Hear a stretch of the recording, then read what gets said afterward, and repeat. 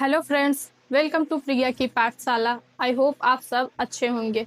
तो हम पढ़ रहे हैं डीएलएड थर्ड सेमेस्टर की मैथ, जिसमें हम ज्योमेट्री को पढ़ रहे हैं, यानी ज्यामिति को पढ़ रहे हैं। ज्यामिति में हमारा टॉपिक वृत्त, सर्किल, जो हमने 2 क्लास ले ली है। आज इसकी तीसरी क्लास है। ज्योमेट्री की कौन सी क्लास है? तो ये तीसरी क्लास है। ठीक है, तो तीसरी क्लास इसलिए है क्योंकि ज्योमेट्री में क्या है, 5 चैप्टर है। डीएलएड में 5 चैप्टर है, तो कम से कम 3-4 दिन तो लगेंगे ही इसको कवर करने में। तो ये हमारी तीसरी क्लास है, कल ज्योमेट्री पूरा कंप्लीट हो जाएगी। ठीक है, तो आज हम पढ़ेंगे कोण के बारे में। कोण यानी एंगल। तो एंगल होता क्या है, किसके प्रकार क्या है, कौन सा कोण किसे क्या कहेंगे, ये सब चीजें आज हम जानेंगे। ठीक है, तो चलिए देखते हैं कोण। तो 2 किरणों, क्या है, 2 किरणों या फिर बोलो रेखाओं, 2 किरणों के बीच के झुकाव को कोण कहते हैं। 2 किरण, ठीक है, 2 किरण यानी 2 रेखा। मान लीजिए एक रेखा ये, एक रेखा ये, तो इनके बीच जो झुकाव है इसी को ही हम क्या कहेंगे, कोण। ठीक, तो क्या है, 2 किरणों के बीच के झुकाव को ही हम क्या कहेंगे, कोण कहेंगे। ठीक, तो कोण के प्रकार कितने हैं? तो कोण के हमें यहाँ 7 प्रकार पढ़ने हैं। ठीक, तो कौन कौन से कोण है देखिए, शून्य कोण, न्यून कोण, सम कोण, अधिक कोण, सरल या इसी को बोलते हैं ऋजुरेखीय कोण, वृहत कोण और संपूर्ण कोण। ठीक है, तो आई होप आपने इसको 9th-10th में तो पढ़ा ही होगा। ठीक है, तो फिर आज इसको फिर से देख लीजिए। तो शून्य कोण क्या होता है? शून्य कोण मतलब शून्य। देखो कोण हो मतलब मापेंगे कैसे, ये किरण और ये इसी किरण के आधार पे ये कम होगी तो न्यून कोण, 90 पे जाएगी तो सम कोण, इधर आएगी यही वाली जो इधर उधर घूमेगी उसी के अकॉर्डिंग हम कहेंगे। तो शून्य कोण क्या है? शून्य कोण मतलब शून्य अंश। शून्य अंश का मतलब उसमें कुछ ही नहीं। जैसे ये मान लो नीचे का है, तो कितने का कोण? शून्य का कोण बोल रहा है, मतलब दूसरी लाइन इसी के ऊपर। अब बताओ, कुछ अंश का इसमें डिफरेंस है? कुछ नहीं है, मतलब ओवरलैप कर गई, दोनों किरणें क्या हो गई, एक दूसरे पर ओवरलैप हो गई, मतलब एक दूसरे पे ही सट गई, तो वो क्या है, शून्य कोण। इसमें कोई कोण बन रहा है? कुछ नहीं बन रहा है। ठीक, तो एक किरण ऐसे उसके ऊपर दूसरी किरण अगर जा रही है तो वो क्या है, शून्य कोण। ठीक, तो हम इसमें क्या कहेंगे, कितने अंश का होता है इसमें कोण बनता है? तो शून्य अंश का, 0 अंश का। ठीक, न्यून कोण क्या होता है? न्यून कोण, देखो उससे पहले जानो सम कोण क्या होता है। सम कोण मतलब 90 अंश का कोण। कितने का कोण? 90 अंश का कोण। 90 अंश का कोण कैसे होता है? ये ऐसे हो गया, एक बिल्कुल सीधी लाइन, ये बिल्कुल सीधे पे जो होती है वही हमारे क्या होती है, 90 अंश की। ठीक है, तो 90 अंश का कोण क्या कहलाता है? सम कोण कहलाता है। तो ये हमारा कितने का है? तो 90 अंश का है। अब बताइए न्यून कोण क्या है? तो न्यून कोण मतलब क्या, 0 से बड़ा हो। ठीक, 0 क्या है, एक ऐसे लाइन है, किरण है, उसी के ऊपर दूसरी चली गई, कुछ बना? कुछ नहीं, तो वो 0 अंश का। न्यून क्या है? 0 से बड़ा। अब 0 से बड़ा चाहे जितना हो, जितना लो, चाहे जितने अंश का कोण बन जाए, वो क्या होगा, न्यून कोण। तो क्या कहेंगे हम, 0 से बड़ा हो और क्या हो, 90 से छोटा हो। 0 से बड़ा हो और 90 से छोटा हो तो हम कहेंगे ये क्या है, न्यून कोण। मतलब 0 से 90 अंश के बीच में ही हो तो वो न्यून कोण। ठीक है, अगर 90 हो गया तो ये तो सम कोण हो गया, लेकिन 90 से अगर कम है, 0 से बड़ा और 90 से छोटा है तो वो न्यून कोण में आ जाएगा। ठीक है, तो और सम कोण क्या होता है, 90 अंश का। बिल्कुल अगर सीधे में है तो ये 90 अंश का कोण बनता है। 90 से कम हुआ है मतलब ये लाइन अगर जैसे ये देखो एक ये गई तो ये कौन सी कोण है, तो हम कहेंगे न्यून कोण। ये है न्यून कोण, न्यून कोण, सब न्यून कोण। इसके अंदर जितनी भी खींचेंगे न्यून कोण। लेकिन अगर सीधा हो गया तो ये 90 हो गया। ठीक, तो न्यून कोण क्या है, 0 से बड़ा हो और 90 से छोटा, मतलब 0 और 90 के बीच में ही हो तो न्यून कोण, और 90 है तो सम कोण। अब अधिक कोण क्या है? अधिक कोण क्या है? तो 90 से अधिक हो, 90 से ज्यादा हो, 90 डिग्री से क्या हो? ज्यादा हो। जैसे इसके अंदर है तो न्यून कोण, सीधा ये हुआ तो सम कोण हो गया 90 अंश का। अगर 90 से 91 92 कुछ भी हुआ, थोड़ा सा भी ज्यादा हुआ, अगर इधर ये इसको इधर कर लें, अगर ये इधर आ गया, इधर इधर इधर, चाहे जितना कोण बन जाए, 90 से बड़ा हो और क्या हो, यहाँ पे बनेगा कौन सा? तो हम कहेंगे 180 अंश बनता है। ठीक है, तो 90 से बड़ा हो और 180 अंश से छोटा हो तो वो क्या होता है? अधिक कोण। देख लो पहले 180 अंश वाला, देखो कैसे होता है। ये इधर इतना क्या हुआ? 90। ठीक, ये 90 है। अगर यही लाइन हम ऐसे ऐसे लाएं, मतलब इसी को 90 डिग्री झुका दें, 90 इतना और बढ़ा दें, तो ये लाइन यहाँ आ जाएगी। ठीक, यहाँ जाएगी ना, तो मतलब कितने अंश का कोण बन जाएगा? तो दोनों मिला के कितना हो जाएगी? इधर भी 90 इधर भी 90, कितना हो गया? तो हम कहेंगे 180 अंश। 180 अंश ना, 180 डिग्री। तो क्या हो गया? ये 180 अंश का कोण बन गया। कितना? इधर भी 90 इधर भी 90, तो 90 90 कितना होता है? 180 होता है ना। तो हम क्या कह रहे हैं कि अगर 90 के अंदर है तो वो क्या है? न्यून कोण, और 90 है तो सम कोण। लेकिन अगर 90 से ज्यादा हुआ, इधर साइड लो, 90 से ज्यादा हुआ, 180 से कम हुआ, तो कितने भी कोण आ जाएं वो किस में चले जाएंगे? तो हम कहेंगे वो अधिक कोण हो जाएंगे। ठीक, किससे? 90 से बड़ा हो। ठीक, तो 90 अंश से लेके कहाँ तक? 180। ठीक, तो 180 अंश का क्या कहेंगे हम? 180 अंश को हम बोलते हैं सरल कोण या ऋजुरेखी कोण। तो सरल या ऋजुरेखी में कितना होगा? तो 180 अंश। ठीक, तो 180 अंश जो ऐसे बनेगा, ये यहाँ पे ये 180 अंश होता है। मतलब इसमें क्या है? 90 इधर का 90 इधर का मिला के पूरा 180 अंश। तो 180 अंश का कोण ऐसे ही रहेगा, ये बीच में बनता है। ठीक, तो 180 अंश को ही हम क्या कहेंगे? सरल। देखो ऐसे भी याद करो, सरल रेखा गई ना, ऐसे सीधी रेखा। तो सरल या ऋजुरेखी कोण को मतलब कितने अंश का होता है? तो 180 अंश का। ठीक, तो अधिक कोण क्या होगा? 90 से ज्यादा और 180 से कम। ठीक, वृहत कोण क्या है? तो वृहत मतलब अब क्या है? 180 पे आए हैं तो मतलब इसका होगा कि ये 180 से ज्यादा होगा। ठीक, यहाँ तक तो क्लियर है ना। 180 से ज्यादा होगा तो किससे कम होगा? तो हम कहेंगे संपूर्ण कोण। और संपूर्ण कोण क्या होता है? तो ये होता है हमारा 360 अंश। 360 अंश का पूरा संपूर्ण कोण होता है। जैसे देखो यहाँ था 90, ये 180 हो गया। अब यही अगर हम इधर कर दें तो यहाँ इतने में क्या बन गया? तो हम कहेंगे ये वृहत कोण बन गया। ये सब क्या है? वृहत कोण। लेकिन अगर हम इस पूरे यहाँ से यहाँ तक की बात करें, पूरा ले लें, तो ये कितने का बनता है? तो 360 अंश का। ठीक है, 360 अंश का कोण। ठीक है, तो फिर से देखिए, अच्छे से देखिए। देखिए ये क्या है? किरण है। अगर हम सीधा सीधा लेंगे तो 90 हो जाएगा, इधर वाला लेंगे, ये हटाओ अब, तो ये पूरा कितने का होगा? 180 अंश का। अब इसको ऐसे घुमा देंगे, इधर लाओ घुमा दे, तो ये 90 फिर हो गया। इसको यहाँ तक लाएं तो ये पूरा कितना हो गया? ये सब हो गया हमारा वृहत कोण। मतलब 180 से ज्यादा है, 180 से ज्यादा इधर भी है, 180 इसको भी वृहत बोलेंगे, 180 से ज्यादा। लेकिन जब ये चीजें पूरा राउंड हो जाएंगी, मतलब ये पूरा राउंड अगर हो गया तो मतलब ये हो गया 360 अंश का कोण। तो 360 अंश का कोण है वो क्या है? संपूर्ण कोण। तो हम कहेंगे ये है 360 अंश का संपूर्ण कोण। तो वृहत कोण क्या है? तो हम कहेंगे 180 से तो बड़ा हो, 180 अंश से लेके कहाँ तक? 360 अंश, मतलब 360 के अंदर। 360 जहां हुआ तुरंत वो संपूर्ण कोण में आ जाएगा। ठीक है, तो हमने कितना कोण जाना?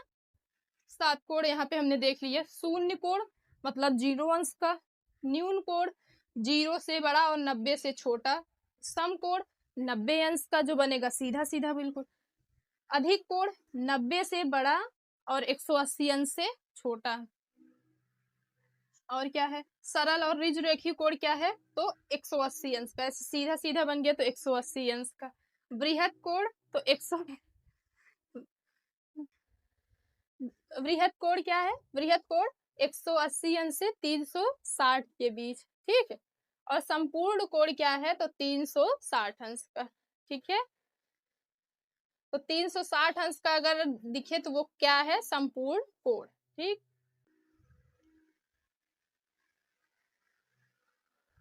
तो ये है हमारा कोण। कोण किसे कहते हैं, तो हमने यहाँ लिखा दो किरणों के बीच के झुकाव को ही, मतलब अब झुकाव ज्यादा कम कितना है उसके अकॉर्डिंग ही यहाँ पे हम उसके प्रकार देख लिए, शून्य, न्यून, समकोण, अधिक कोण, फिर सरल या ऋजुरेखी कोण, बृहद कोण और संपूर्ण, ठीक है। सब में हमने बताया कितने कितने अंश का कोण बनेगा, ठीक है। तो अब आगे चलते हैं, दो कोण और बाकी है, उसको अच्छे से जानना होगा क्योंकि उस पे सवाल भी पूछते हैं, ठीक। तो चलते हैं आगे। तो हमें पढ़ने हैं कोटि पूरक कोण और समपूरक कोण। तो कोटि पूरक कोण और समपूरक कोण किसे कहते हैं, तो देखिए पहले कोटि पूरक कोण, ये क्या है, यदि दो कोणों का योगफल 90 अंश हो तो वे एक दूसरे के कोटि पूरक होते हैं। इसका मतलब क्या है, कोटि पूरक मतलब क्या है, दो कोण, कोई भी दो कोण है, अगर उन दो कोणों को जोड़ने पर 90 अंश हो जा रहा है तो वो है हमारा कौन सा कोण, कोटि पूरक कोण, ठीक है। तो कोई भी कोण ए है, अगर उसमें कोण बी, मतलब कोण ए कोण बी, इस चिन्ह का मतलब क्या होता है, कोण होता है, ठीक है। ज्योमेट्री में इसका मतलब कोण, ठीक। तो कोई भी कोण, मान लो कोण ए है प्लस कोण बी, दो कोण जोड़ दिए और हमें क्या मिल गया, 90 अंश, तो वो हमारा क्या है, कोटि पूरक कोण, ठीक है। जैसे देखिए हम यहाँ लिख दें, यहाँ देखो कोई कोण 35 अंश का है, ठीक, और दूसरा कोण मान लीजिए कितने का हो, 55 अंश का हो, कितना आएगा बताइए, कितना है,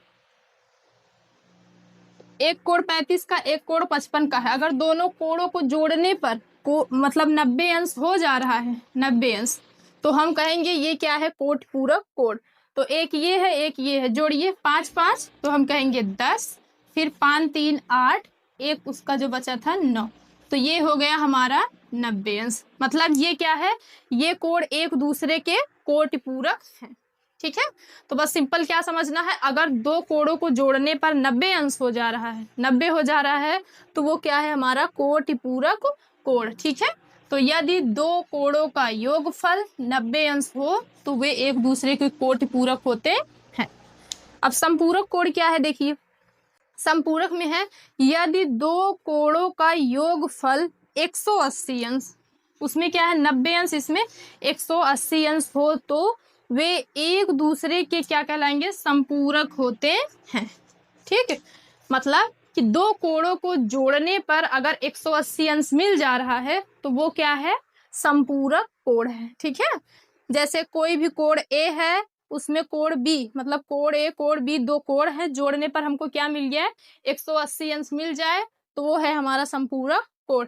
जैसे देखिए,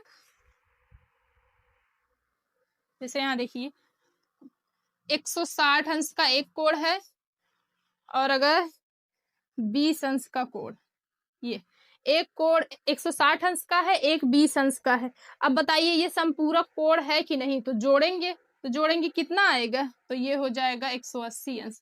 मतलब कोण 60 अंश, 160 अंश का और ये 20 अंश का एक दूसरे के क्या है, संपूरक कोण है, ठीक है।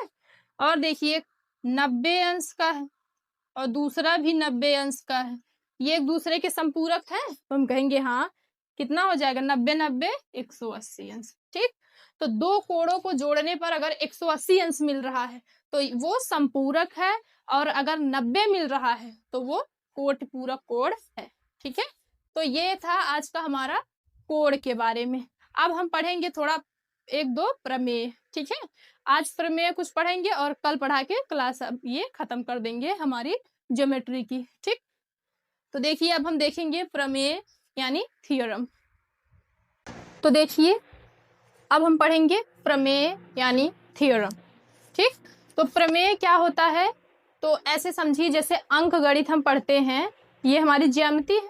तो जो अंक गणित होती है उसमें क्या है, अंक गणित में हम फॉर्मूला पढ़ते हैं, जो फॉर्मूला होता है उसको याद करके उसी के अकॉर्डिंग हम सवाल को हल करते हैं।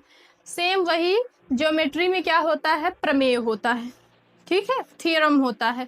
तो इसको क्या होता है, याद करना होता है, याद करके फिर इस पे बेस्ड जो सवाल होते हैं उसको हमें करना होता है, ठीक है। तो हमने चक्रीय चतुर्भुज लिखा है क्योंकि चक्रीय चतुर्भुज पे 2 प्रमेय बनेंगे।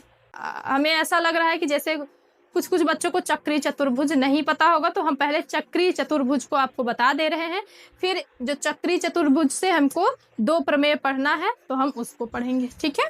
तो पहले देखिए चक्रीय चतुर्भुज होते क्या हैं।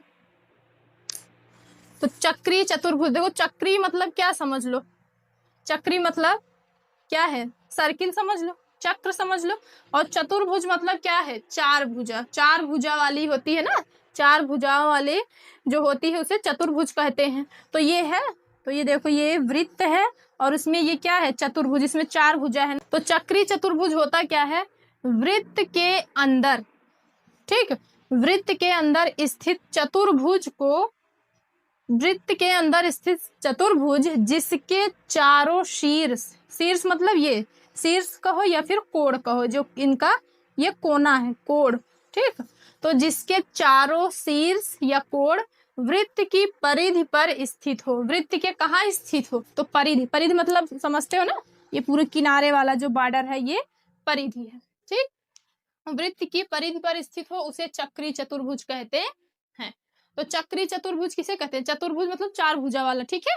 तो क्या है, चक्रीय चतुर्भुज मतलब वृत्त के अंदर, वृत्त के अंदर ऐसे चतुर्भुज स्थित हो जिसके क्या हो, चारों शीर्ष परिधि पर हो, वृत्त की परिधि पर हो, तो वो हमारा क्या होगा, चक्रीय चतुर्भुज, ठीक। तो वृत्त के अंदर स्थित चतुर्भुज जिसके चारों शीर्ष या कोण वृत्त की परिधि पर स्थित हो उसे चक्रीय चतुर्भुज कहते हैं। तो ये हमारा क्या है, तो हम कहेंगे ये हमारा चक्रीय चतुर्भुज है, ठीक। वृत्त के अंदर है और चतुर्भुज है, और ये क्या की है, ये सभी देखो परिधि को, इसका ये भी यहाँ भी टच है, यहाँ भी स्थित है, यहाँ भी, तो ये परिधि पर स्थित है, इसका चारों का चारों शीर्ष, तो ये चतुर्भुज है, कौन सा, चक्रीय चतुर्भुज। तो इसमें भी 4 भुजा है, देखो तो इसमें भी तो 4 भुजा है ये, तो क्या ये भी चक्रीय चतुर्भुज है, तो चतुर्भुज तो है पर चक्रीय नहीं है, क्यों, क्योंकि वो बोला है वृत्त के अंदर स्थित चतुर्भुज जिसके चारों शीर्ष वृत्त की परिधि पर हो। तो ये तो वृत्त की परिधि पर है, ये है, ये भी है, ये भी है, तो क्या ये है, ये देखो ये तो अंदर है, यानी ये चक्रीय चतुर्भुज नहीं है। वृत्त क्या हो, वृत्त की परिधि को उसका चारों का चारों शीर्ष टच करे, ठीक, तो उसका चारों शीर्ष वृत्त की परिधि पर अगर है वही चक्रीय चतुर्भुज है, ठीक है। तो आप सब समझिए। तो अब आगे चलते हैं इस पे जो हमें 2 प्रमेय पढ़ने हैं, ठीक है। तो चलिए देखिए, देखिए तो प्रमेय नंबर 1 मतलब पहला प्रमेय क्या है, चक्रीय चतुर्भुज के सम्मुख कोण संपूरक होते हैं। अब देखो प्रमेय क्या है, ये सिद्ध है, ठीक है, ये आपको ऐसे सीधे सीधे आपको याद होना चाहिए। जैसे और क्लासेस में क्या है, जब हम लोग पढ़ते हैं, इससे पहले जब पढ़ते थे तो उसमें क्या होता था, प्रमेय को सिद्ध करना होता है, पर डीएलएड में सिद्ध नहीं करना है, आपको प्रमेय याद कर लेना है, ठीक है। तो पहला प्रमेय जैसे सूत्र याद कर लेते हैं वैसे ही प्रमेय याद कर लेना है। पहला प्रमेय क्या है, चक्रीय चतुर्भुज, अभी हमने बताया चक्रीय चतुर्भुज क्या होता है, तो चक्रीय चतुर्भुज के सम्मुख, सम्मुख मतलब सामने, ठीक है, तो सम्मुख कोण संपूरक होते हैं, मतलब जो आमने सामने के कोण है वो क्या होते हैं, तो हम कहेंगे संपूरक कोण होते हैं। संपूरक क्या होता है, अभी हमने कोण जब पढ़ाया था तो क्या पढ़ाया था, एक कोटि पूरक और एक संपूरक ना। तो कोटि पूरक में क्या था, 190 अंश, तो संपूरक में क्या है, 180 बताए थे ना, 180 अंश, ठीक है। तो चक्रीय चतुर्भुज के सम्मुख यानी जो आमने सामने के कोण है वो संपूरक होते हैं, यानी 180 अंश के होते हैं। या ये देखो ये और ये मिल के क्या है, 180 अंश, और सी बी मिलके क्या है 180 अंश। तो जो आमने सामने का कोण है दोनों मिलके क्या होता है संपूरक माने 180 अंश। ठीक, तो हम जैसे क्वेश्चन दिए एक कोण ए है, ठीक, तो कोण ए बराबर है 135 अंश। अब अगर हम इसके सामने डी कोण डी पूछ ले कितना होगा तो बताइए। तो कैसे करेंगे एग्जाम में, कैसे करेंगे जब ये वाला प्रमेय याद होगा कि ये तो चक्रीय चतुर्भुज है। तो चक्रीय चतुर्भुज में क्या है सम्मुख मतलब आमने सामने के जो कोण है, जो सामने का कोण है संपूरक होता है मतलब 180 अंश का होता है। तो ये अगर 135 है तो ये और ये मिलके कितना होना चाहिए 180 अंश। तो 135 में कितना जोड़ोगे कि 180 अंश हो जाए बताओ। तो हम कहेंगे कोण डी बराबर होगा हमारा, ठीक, कितना जोड़ोगे 45। 45 में 135 जोड़ोगे कितना हो जाएगा तो हम कहेंगे 180 अंश। निकालोगे कैसे, देखो ऐसे 180 अंश होना चाहिए ना। हाँ तो देखिए क्या है कोण ए है प्लस इसके सामने क्या है कोण डी, आमने सामने की बात हो रही है ना, सामने सामने वाला, ये कितना होता है तो हम कहेंगे 180 अंश होता है। ठीक, ये इसी में बोल रहा है ना कि सम्मुख कोण सामने के कोण संपूरक होते हैं, यानी कोण ए कोण डी मतलब कोण ए प्लस कोण डी बराबर कितना होगा 180 अंश। तो कोण ए कितना दिया है तो हम कहेंगे 135 दिया है, 135 अंश प्लस कोण डी बराबर 180 अंश। अब कोण डी बराबर ये 180 रहेगा ही, 135 इधर क्या हो जाएगा आके घट जाएगा, इधर जो प्लस में है माइनस में होता ही है ना। तो कोण डी बराबर कितना हो जाएगा तो हम कहेंगे 45। ठीक, अब 45 ये 135 है तो ये कितना है अपने आप निकल जाएगा, कितना है 45। अब 35 में 45 जोड़ोगे तो कितना हो जाएगा 180 अंश। तो 135 प्लस 45, ठीक, तो एक दे देगा दूसरा आपसे पूछ लेगा तो कैसे निकालेंगे, इसी प्रमेय से तो निकालेंगे। मान लीजिए ये वाला दे दिया तो मान लो 82 है, ठीक है 82। अब पूछ लिया कोण सी बताइए, कोण सी, तो कोण सी कैसे निकालेंगे, निकालिए आप खुद से।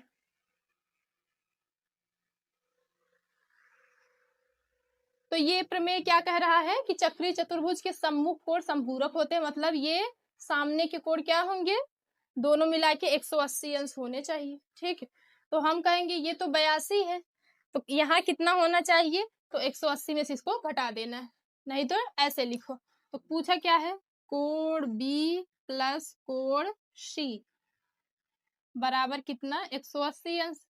भाई दोनों मिलाकर ही तो 180 अंश होगा, संपूरक होगा ना। तो कोण बी बराबर दिया है, हाँ 82 दिया है, प्लस कोण सी बराबर 180 अंश। तो कोण सी बराबर कितना होगा 180 माइनस के 82 कितना हो जाएगा कोण सी बराबर 8, ये हो गया 98। ठीक, लो, ठीक, तो 82 ये है तो ये वाला कितना होगा तो ये होगा 98।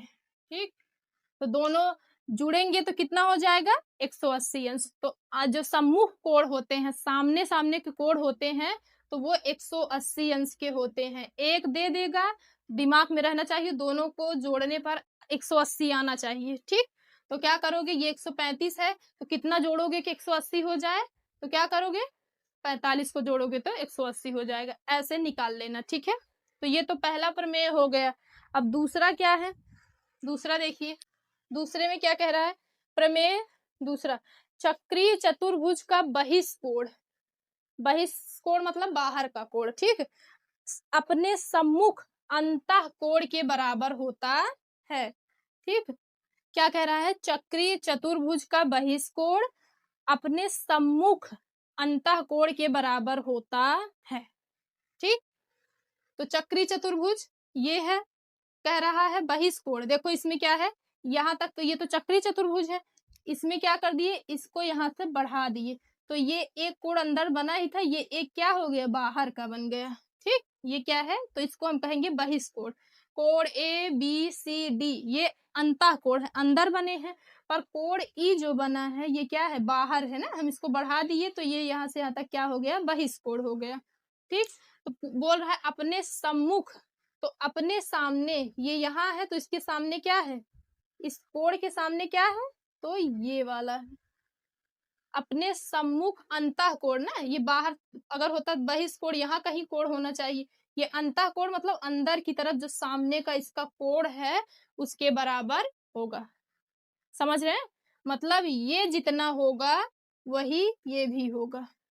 ठीक, जैसे मान लीजिए ये दे दिया, एक मिनट,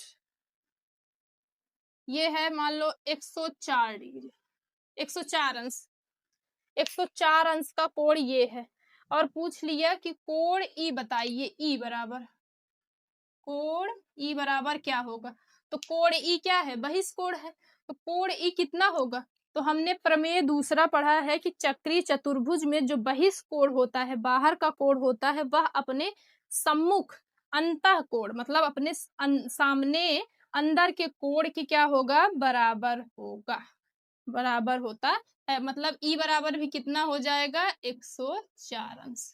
ठीक, तो ये है हमारा प्रमेय जो किस पे आधारित है, चक्रीय चतुर्भुज पर। ठीक है, तो चक्रीय चतुर्भुज पर दो प्रमेय हमें पढ़ने थे, हमने पढ़ लिए।